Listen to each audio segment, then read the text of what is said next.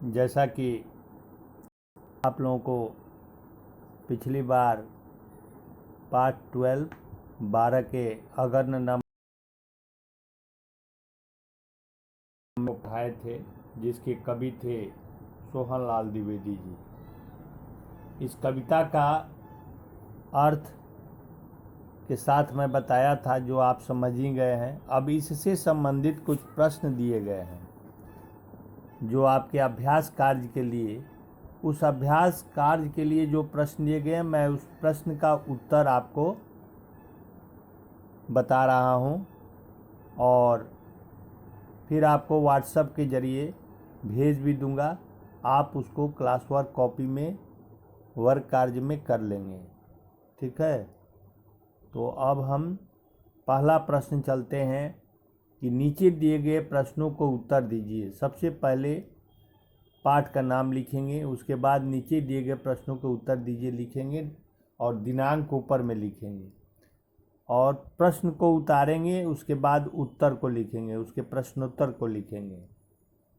तो पहला प्रश्न है कि बादल कहाँ से जल भरकर लाते हैं। तो पहला प्रश्न का उत्तर लिखेंगे बादल सिंधु। सिंधु का अर्थ आप जानते होंगे सागर, समुद्र होता है। तो बादल सिंधु से जल भरकर लाते हैं। सीधे लिखिएगा कि बादल सिंधु से जल भरकर लाते हैं। प्रश्न नंबर 2, नभ में बादल आने पर मोर और मेढक क्या करते हैं। नभ में बादल आने पर मोर और मेढक क्या करते हैं। तो नभ में बादल आने पर मोर खुशी से झूम उठते हैं, नाचते हैं, और मेढक अपना तान जो उनका है टर टर की आवाज़ करते हैं, अपनी तान सुनाते हैं, टर टर की आवाज़ करते हैं। देखते हैं ना बच्चों कि जब वर्षा होती है तो मेढक निकलकर क्या करते हैं, अपनी तान सुनाते हैं। तान का अर्थ होता है यहाँ टर टर आवाज़। अब प्रश्न नंबर 3 में आ जाइए।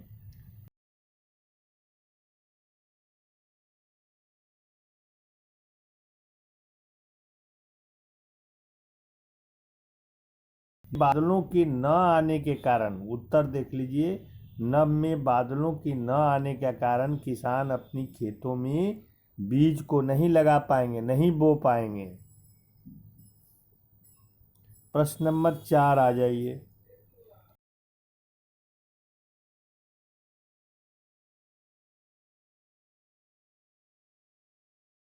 नहीं आने पर हम रिमझिम बूंदों के लिए रोते हैं। तो उत्तर लिखेंगे कि वर्षा ऋतु न आने पर हम रिमझिम बूंदों के लिए रोते हैं, ठीक है। फिर हम चलेंगे इसके चौथे प्रश्न पर। चौथा प्रश्न में दिए हुए हैं, आप देख लीजिए। चौथे प्रश्न में दिया है कि सही उत्तर पर गोला लगाना है। वर्षा ऋतु, ग्रीष्म ऋतु, वसंत ऋतु, ये ऋतुओं के नाम है, ठीक है। तो इस पर हम वर्षा ऋतु पर आप गोला लगाएंगे। वर्षा ऋतु पर आप गोला लगाएंगे प्रश्न 4 में, ठीक है। अब हम चलेंगे प्रश्न 5 पर। प्रश्न 5 है खाली स्थानों को भरना है, खाली जगहों को पूर्ति करना है। अब इसमें दिया हुआ है खाली स्थान। प्रश्न 5 है खाली स्थान। तो इसमें नहीं फिर घहराती, खाली स्थान छोड़ा हुआ है। नहीं फिर छहराती, खाली स्थान छूटा हुआ है।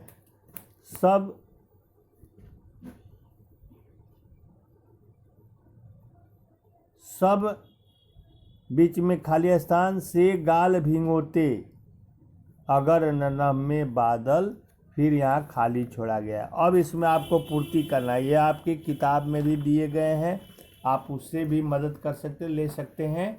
जैसे नहीं घटाएं फिर घहराती, अब यहाँ घटाएं भरेंगे। फिर दूसरे आ जाइए, नहीं छटाएं फिर छहरा, सब आंसू से गाल भिगोते, अगर नभ में बादल होते। ये रिक्त स्थान, इसे आपको पूर्ति करना है। ठीक है। अब यहाँ बातचीत के लिए कुछ प्रश्न दिए गए हैं। 2 प्रश्न है, बातचीत के लिए 3 हैं। आपको देख लीजिए कि क्या है। पहला प्रश्न में कह रहा है कि बातचीत के लिए, वर्षा होने पर आपको सबसे अच्छा क्या लगता है। तो वर्षा होने पर हमको सबसे अच्छा लगता है कि चारों तरफ पृथ्वी पर हरियाली छा जाती है और हमें गर्मी से राहत मिलती है। वर्षा होने पर पूरा पृथ्वी पर वातावरण पर मनमोहक हो जाता है। वातावरण जो है पूरा मन को भाने वाला हो जाता है। ये हमको सबसे अच्छा लगता है। ठीक है। अब नेक्स्ट अगला प्रश्न आ गया।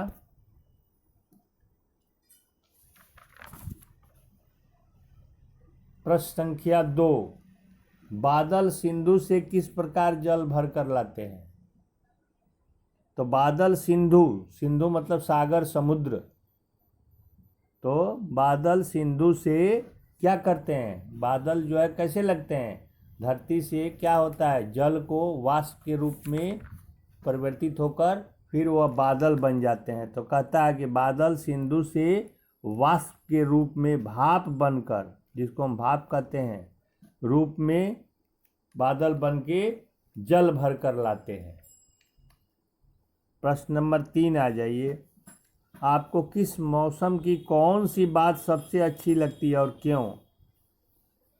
तो हमें वर्षा ऋतु सबसे अच्छी लगती है, क्योंकि इस ऋतु में आकाश में हमको इंद्रधनुष को देखकर मन खुश हो जाता है। हम लोग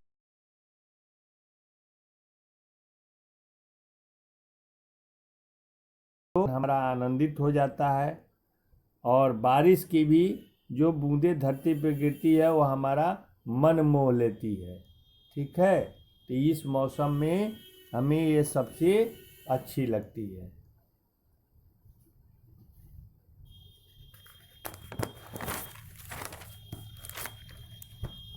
अब कहता है कि आपकी कल्पना, यदि साल भर वर्षा नहीं होती तो क्या होता, क्या होगा। आप कभी सोचे हैं कि साल भर अगर पानी नहीं हो धरती पर तो क्या होगा। तो यदि साल भर वर्षा न हो तो क्या हो जाएगा, चारों तरफ सूखा पड़ जाएगा। हमारी जो पैदावार है, उपज है, जो अन्न की पैदावार होते हैं, किसान चिंतित हो जाएंगे। अकाल के कारण सभी लोग व्याकुल हो जाएंगे, चारों तरफ त्राहिमाम हो जाएगा। सभी प्राणी और पृथ्वी त्राहि कर उठेगी। इसलिए यदि वर्षा नहीं होगी तो ये सब कठिनाई का सामना करना पड़ सकता है। अब यहाँ नेक्स्ट आ जाइए अगला, भाषा की बात। भाषा की बात में 2 प्रश्न दिए गए हैं। 2 प्रश्न है भाषा की बात में। पहला है कि नीचे दिए गए शब्दों में उचित स्थान पर चंद्रबिंदु लगाना है। चंद्रबिंदु आपको पता ही है, बिंदु और चंद्रबिंदु ये दोनों अलग है। तो यहाँ चंद्रबिंदु का प्रयोग करना है। जैसे इसमें दिया है 6 शब्द दिए गए हैं।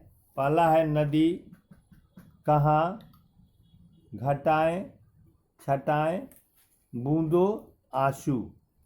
तो अब इसमें नदियाँ, या यहाँ पर आप चंद्रबिंदु लगाएंगे। ख में आ जाइए, घटाएं, ये पर आपको चंद्रबिंदु लगाना है तो आप वहाँ चंद्रबिंदु लगाइएगा। आंसू, अ पर यहाँ लगाइएगा। घ है कहाँ, ह पर लगाइएगा चंद्रबिंदु। छटाएं, ए पर लगाइएगा।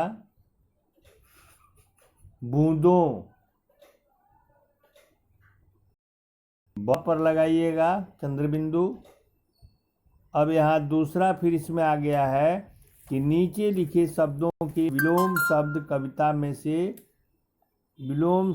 कविता में से ढूंढ कर लिखना है। आपके कविता में जो विलोम शब्द यहाँ दिया गया है, कुछ शब्द हैं जिनका उल्टा अर्थ वाले शब्द लिखना है। ठीक है, रात है, दूसरा ख में है उदास है, तीसरा ग में है सर्दी है, घ में है हंसते। तो ये 4 शब्द दिए गए हैं, ये चारों के अपोजिट यानी उल्टा आपको लिखना है अपने पुस्तक से खोजकर, या आपको पता है तो आप सही पुस्तक में देखकर लिखेंगे। पहला क में रात का होगा दिन, उदास का होगा खुश, सर्दी का होगा गर्मी, और घ में है हंसते का होगा रोते। ठीक है बेटे, ये आप क्लास वर्क कॉपी में सभी को कर लेंगे। और होमवर्क के लिए आज का होमवर्क हम जैसे इसमें दे दिया है कि सूची बनाइए। सूची क्या बनाना है, तो इसमें सूची दे रहा है कि आप कुछ करने के लिए दिया है। अब जीवन मूल्य अभी इसमें छोड़ देते हैं, आपको कुछ करने के लिए होमवर्क में दे देते हैं। जीवन मूल्य के बारे में हम मौखिक बता देते हैं। जैसे सावन में घर में कौन कौन सी विशेष चीज़ें बनती हैं, उनकी एक सूची बनाना है और अपनी पसंद की किसी एक चीज़ को बनाने की विधि भी लिखना है।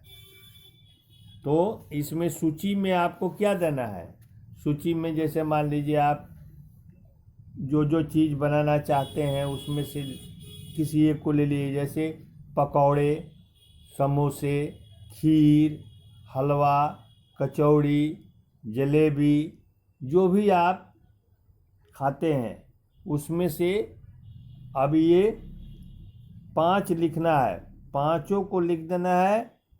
और लिखने के बाद इसमें से जो आपको अच्छा लगे उसकी विधि बनाने की जो तरीका है वो तरीका को आपको यहाँ लिखना है। जैसे मान लीजिए हलवा बनाने के लिए सबसे पहले क्या करते हैं, कढ़ाई को हम क्या करते हैं गैस के चूल्हे पर उसको चढ़ाते हैं, उसको गरम करते हैं, फिर उसमें शुद्ध घी डालकर गरम करते हैं, फिर पहले सूजी भूनते हैं आटा डालकर, सूजी हो आटा हो, उसको जब वो उसका रंग सुनहरा हो जाता है भूनने के बाद तो उसको क्या करते हैं, उसमें सूखे मेवे भी डाल सकते हैं आप, काजू है, किशमिश है, चीनी है, इलायची है, ये सब डालकर पानी डालकर हम लोग उसको भूनते हैं, लगातार चलाते रहते हैं जब तक वह पक न जाए। उसके बाद हम लोग स्वादिष्ट हलवा तैयार कर लेते हैं। उसी तरह आपको पकौड़े का विधि भी लिखना है, किसी एक को लिखना है, याद रखिएगा सभी का नहीं लिखना है, किसी एक विधि को लिखना है। या हलवा को लिखिए, कचौड़ी को लिखिए, जलेबी को लिखिए, ऐसा ना कि पांचों का लिख दीजिएगा, पांचों नहीं लिखना है, किसी एक का जो आपको पसंद आ रहा है वही आप विधि को लिखेंगे। ठीक है, यह गृह कार्य में आपको आज का रहेगा और गृह कार्य आप पूरा कर लेंगे। अब रहा जीवन मूल्य। जीवन मूल्य में मौखिक में बता देते हैं, मौसम और ऋतुओं का चक्र बदलने से हमारे पर्यावरण में असंतुलन आ जाएगा। ऐसा होने पर हमें किन किन कठिनाइयों का सामना करना पड़ेगा, क्या होगा, पर्यावरण में अगर बैलेंस नहीं रहेगा, संतुलन हो जाएगा तो हम लोग क्या होगा, दूषित वातावरण हो जाएगा, शुद्ध हवा की कमी हो जाएगी, हम लोग का जीवन खतरे में पड़ जाएगा। इन सभी कठिनाइयों का हमको सामना करना पड़ेगा। पर्यावरण का संतुलन बनाए रखने के लिए हमें क्या क्या करना चाहिए, पर्यावरण को संतुलन बनाए रखने के लिए हमें अधिक से अधिक पेड़ पौधे को लगाना चाहिए। हर साल देख रहे हैं पर्यावरण दिवस मनाया जाता है, सरकारी स्तर पर भी पेड़ पौधों को लगाए जाते हैं। तो ये सब ध्यान रखना होगा कि पर्यावरण को बचाने के लिए या उसको संतुलित रखने के लिए हमें क्या करना चाहिए। तो हमें अधिक से अधिक पेड़ पौधों को बचाना चाहिए, पेड़ पौधों को नहीं काटना चाहिए, उसकी सुरक्षा करनी चाहिए। वर्षा जल संचय क्यों आवश्यक है? वर्षा जल संचय नहीं करेंगे, कभी ऐसा भी होता है कि सूखा पड़ जाता है। सूखा पड़ने के कारण कहीं नदी जल पोखरे कहीं नहीं मिले,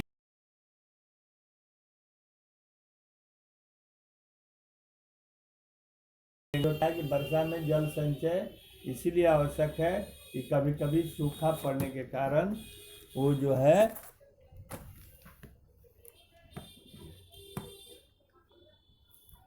वाटर हार्वेस्टिंग जिसको कहते हैं, रेन वाटर हार्वेस्टिंग, तो ये जल जो है हमें संचय करके रखना चाहिए, कभी भी जल की आवश्यकता पड़ सकती है। ठीक है बेटे, तो आज का यही, और गृह कार्य आप अपने होमवर्क कॉपी में कर लीजिएगा। ठीक है, थैंक यू बच्चे, धन्यवाद।